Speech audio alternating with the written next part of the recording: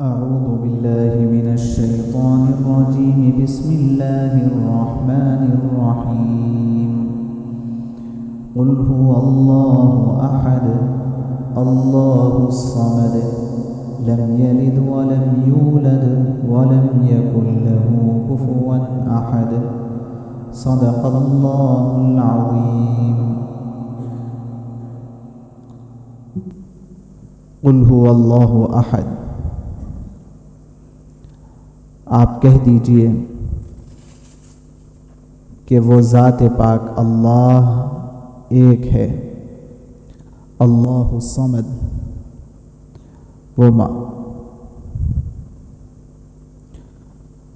وہ بے نیاز ہے، اللہ الصمد وہ بے نیاز ہے، لم یلد ولم یولد، نہ وہ کسی کا باپ ہے اور نہ کسی کا بیٹا ہے، وَلَمْ يَكُنْ لَهُ كُفُوًا أَحَدٌ، اور نہ اس کے برابر کا کوئی ہے۔ یہ سورۃ الاخلاص ہے۔ اخلاص کے معنی آتے ہیں بالکل خالص، جس کے اندر کسی قسم کی کوئی ملاوٹ نہ ہو، جس میں کسی قسم کی کوئی ملاوٹ نہ ہو، اس کو اخلاص کہتے ہیں۔ اس سورت کا نام سورہ اخلاص اسی وجہ سے تجویز کیا گیا کہ توحید کے ساتھ کسی بھی قسم کے ادنا بھی شرک کی ملاوٹ اس کے ساتھ نہ ہو، اور اس سورت کے اندر سب سے زیادہ توحید کی تعلیم دی گئی ہے۔ اس سورت کا جو فضائل ہیں، رسول اللہ صلی اللہ علیہ وسلم نے ایک مرتبہ صحابہ سے ارشاد فرمایا کہ سب جمع ہو جاؤ، میں تمہیں قرآن کا 1/3 حصہ سنانا چاہتا ہوں۔ صحابہ جمع ہو گئے۔ اس کے بعد رسول اللہ صلی اللہ علیہ وسلم نے منبر پر کھڑے ہو کر کے سورہ اخلاص سنائی، اور اس کے بعد فرمایا کہ سورہ اخلاص 1/3 قرآن کے برابر ہے، 1/3 حصہ گویا کہ قرآن پاک کا سورہ اخلاص ہے۔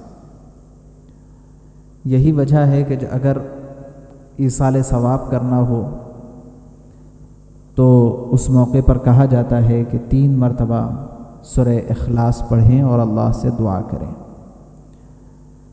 کیونکہ 3 مرتبہ سورہ اخلاص پڑھیں گے تو مکمل قرآن پاک پڑھنے کے برابر ثواب ملے گا۔ 2 چیزیں الگ الگ ہیں جس کو ہمیں سمجھنا چاہیے، ایک ہے قرآن پاک پڑھنے کا فائدہ اور ایک ہے قرآن پاک پڑھنے کا ثواب۔ یہ 2 علیحدہ چیزیں ہیں۔ آج کل بہت سارے لوگ یہ خیال کرتے ہیں، سمجھتے ہیں کہ بھئی جب ہم کو 3 مرتبہ سورہ اخلاص پڑھ لینے سے قرآن پاک پڑھنے کا ثواب مل رہا ہے تو پھر پورا قرآن پاک پڑھنے کی ضرورت ہی کیا ہے۔ یہ خام خیالی ہے اور نامناسب شیطانی خیالات ہیں۔ 3 مرتبہ سورہ اخلاص پڑھنے سے قرآن پاک پڑھنے کا ثواب تو ملے گا لیکن فائدہ نہیں ملے گا۔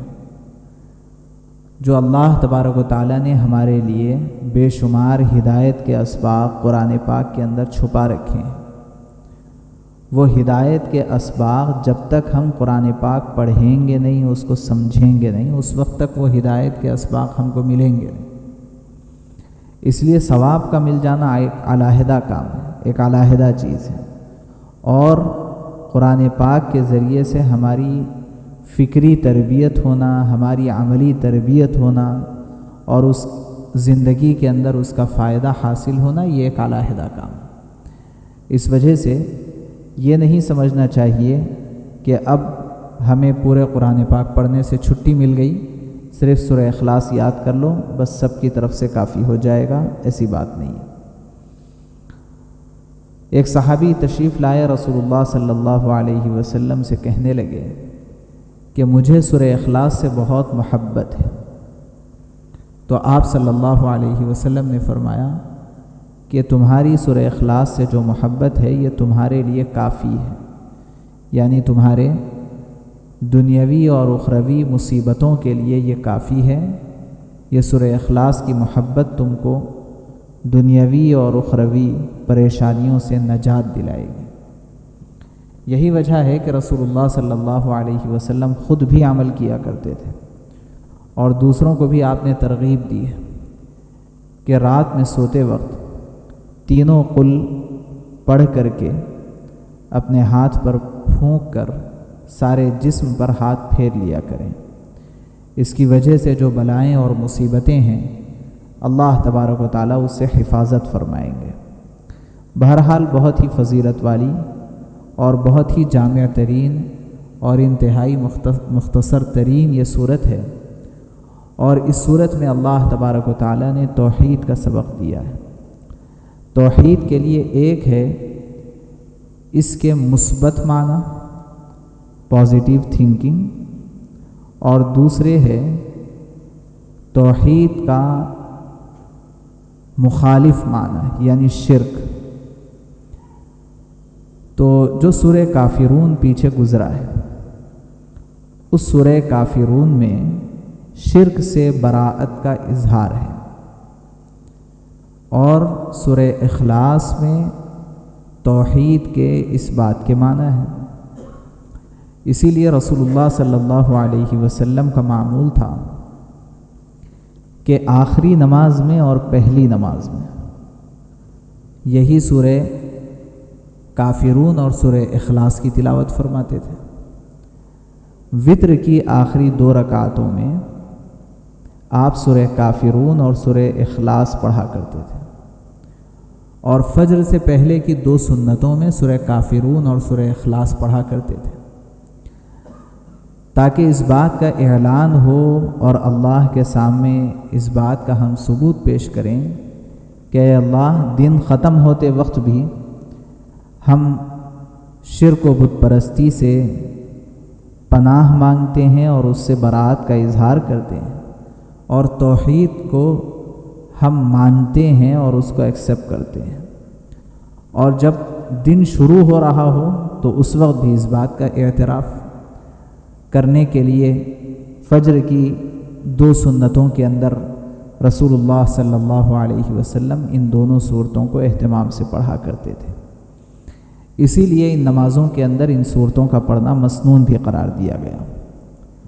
اس سے ہمیں یہ بات سمجھ میں آتی ہے کہ توحید کتنی اہم ترین چیز ہے، اور توحید کا نہ ہونا یہ ہمارے پورے دین پر اور پورے اسلام پر کیسے اثر انداز ہوتا ہے، اور صرف ایک توحید کے نہ ہونے کے نتیجے میں پورا کا پورا مذہب اور پورا اسلام کیسے گویا کہ کرپٹ ہو جاتا ہے۔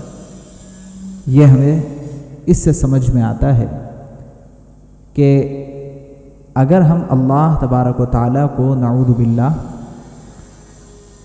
نہ مانتے ہوں، یا اللہ کو مانتے تو ہیں لیکن ایک نہ مانتے ہوں، یا اللہ تبارک و تعالیٰ کو ایک مانتے ہیں لیکن اللہ کے ساتھ دوسروں کو شریک بھی مانتے ہوں،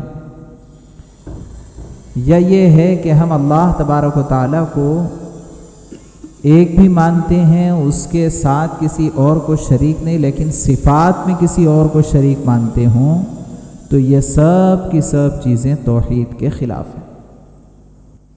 اور جب توحید ہی نہ رہے تو آدمی کا پورا دین بیکار ہے۔ اسی لیے عقائد بنیادی طور پر 3 ہیں جو چیزیں ماننے کی ہیں۔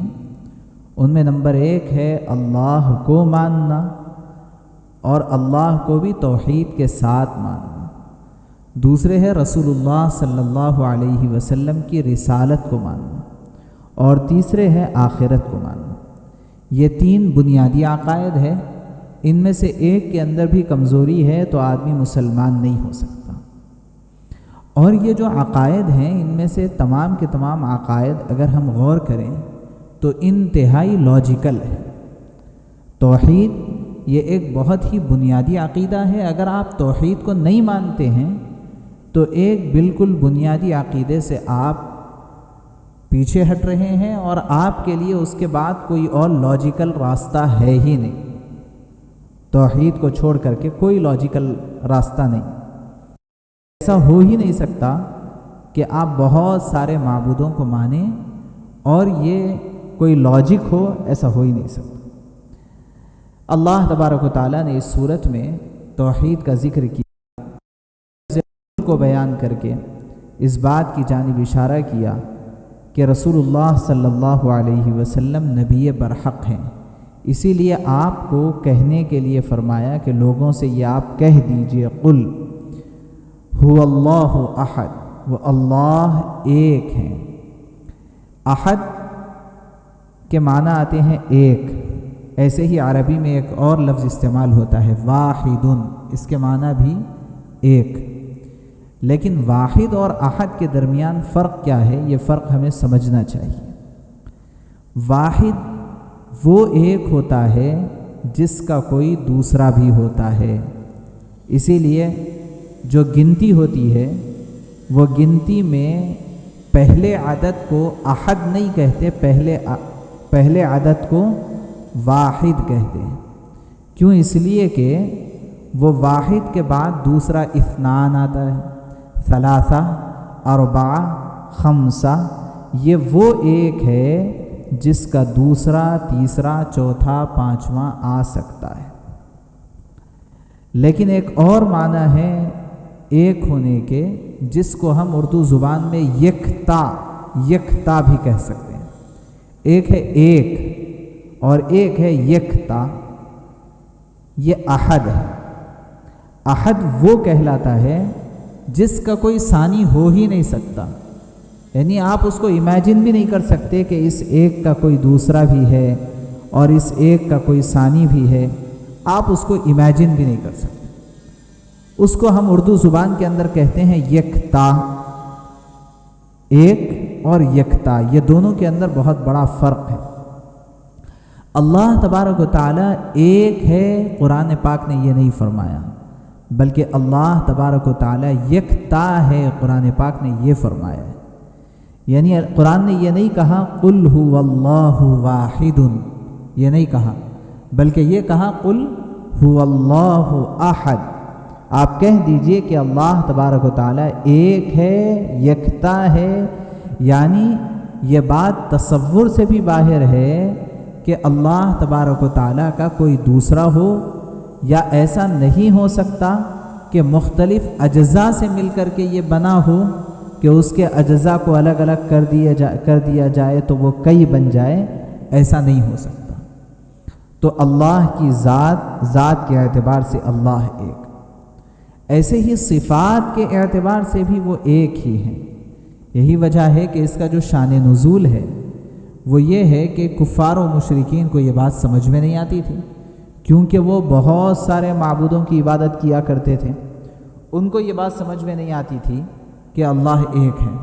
تو وہ آ کر کے پوچھنے لگے کہ آپ یہ بتائیے کہ آپ کا جو رب ہے وہ رب کس سے بنا ہوا ہے؟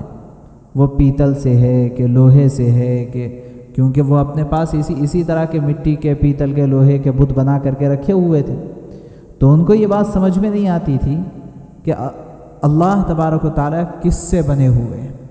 انہوں نے آ کر کے یہ سوال کیا تو اللہ تبارک و تعالیٰ نے سورہ اخلاص نازل فرمائی۔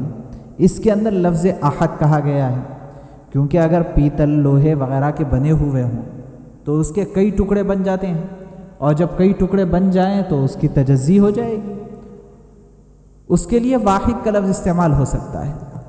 احد کہتے ہیں ایسی چیز کو، احد کہتے ہیں ایسی ذات کو جس کے ٹکڑے بھی نہیں ہو سکتے، جس کے اندر تجزی بھی نہیں ہو سکتی، اس کو احد کہتے ہیں۔ اسی طرح آگے اللہ نے فرمایا اللہ الصمد، وہ اللہ تبارک و تعالی بے نیاز ہیں۔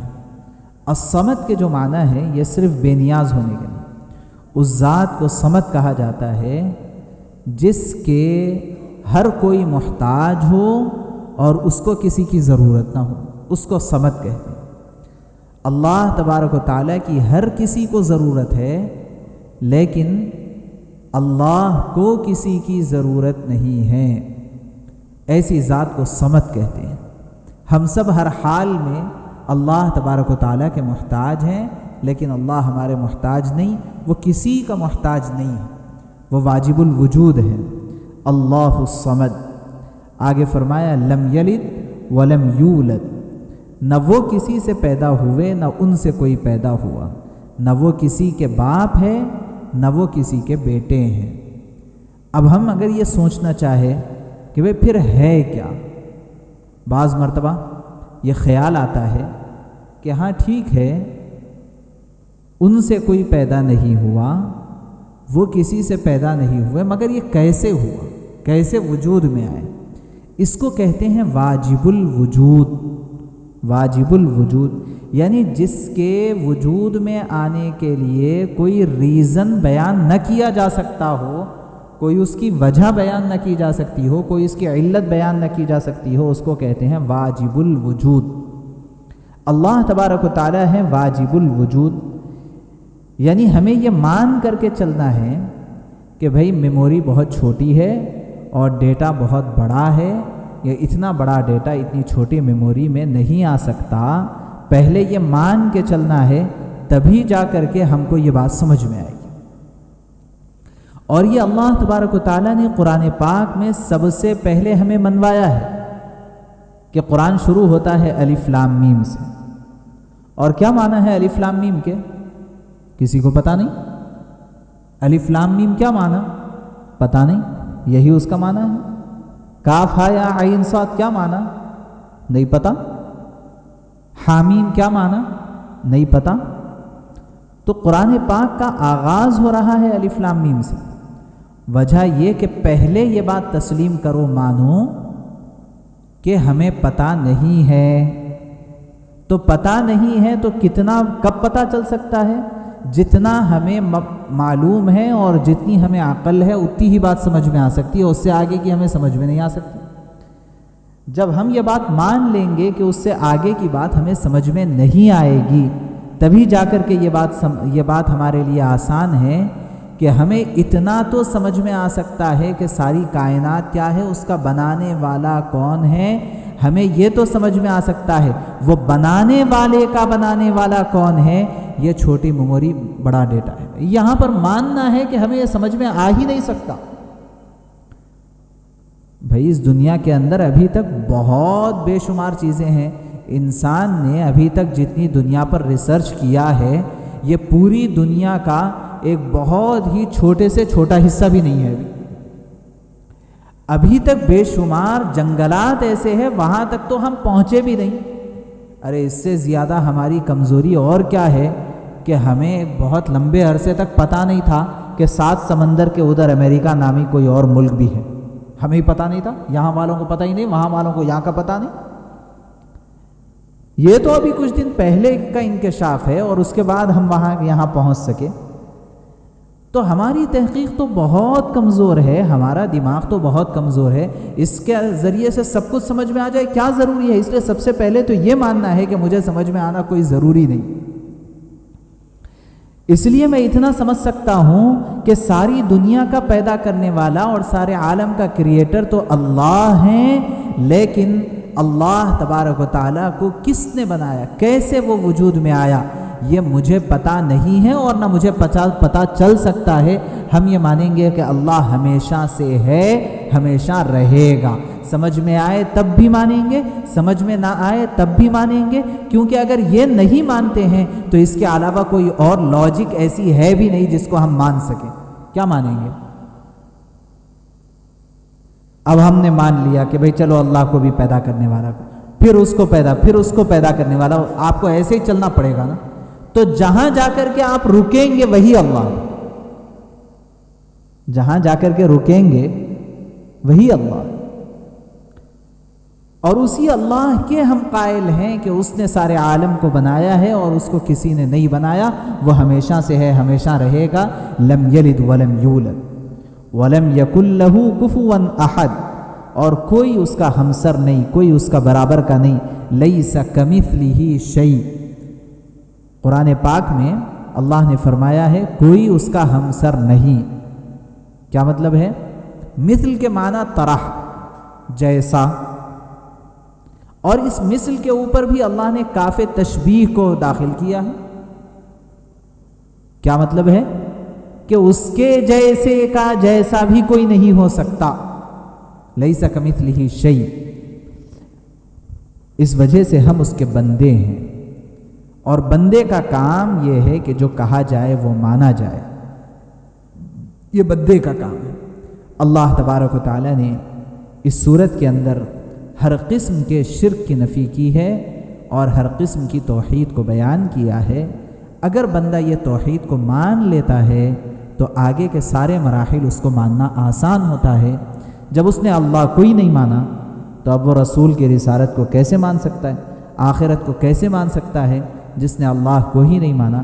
اس لیے سب سے پہلے یہ بات ضروری ہے کہ اللہ کو مانے اور اللہ کو ایک مانے، کیونکہ ایک سے زیادہ ہو کسی بھی پوسٹ پر تو وہ سسٹم کو رن نہیں کر سکتے ہیں۔ اس کی موٹی سی مثال میں نے دی ہے کہ کم از کم ایک جسم میں جب دو دماغ نہیں ہو سکتے ہیں تو ایک دنیا کا خالق اور ایک عالم کے خالق دو کیسے ہو سکتے ہیں؟ ایک ملک کے دو وزیر اعظم نہیں ہو سکتے ہیں، کیونکہ سپریم پاور تو بس ایک ہی ہوگا، اس سے آگے نہیں۔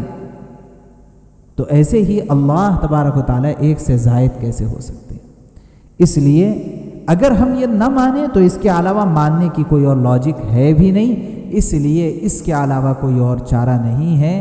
ہم سب کو اس بات کو سمجھنا چاہیے کہ توحید کتنا بنیادی عقیدہ ہے، اور تھوڑی دیر کے لیے اگر ہم توحید کو ہٹا دیں تو پھر اس کے بعد نہ نماز ہے، نہ روزہ ہے، نہ زکوٰۃ ہے، نہ حج ہے، کیونکہ یہ ساری کی ساری چیزیں دینے والے اور اس کا حکم دینے والے تو اللہ ہی ہیں، اور اللہ کو ہم نے نہیں مانا تو پھر کچھ بھی نہیں۔ اس لیے توحید کا عقیدہ سب سے بنیادی عقیدہ ہے، اور اس عقیدے کی اہمیت کو بہت اہتمام سے سمجھنے اور اپنے دوست احباب اور اپنی اولاد کو اس عقیدے کو بہت اہتمام سے سمجھانے کی ضرورت ہے۔ اللہ سے دعا ہے اللہ ہم سب کو کہنے اور سننے سے زیادہ عمل کی توفیق نصیب فرمائے۔ سبحان اللہ و بحمدہ، سبحانک اللہم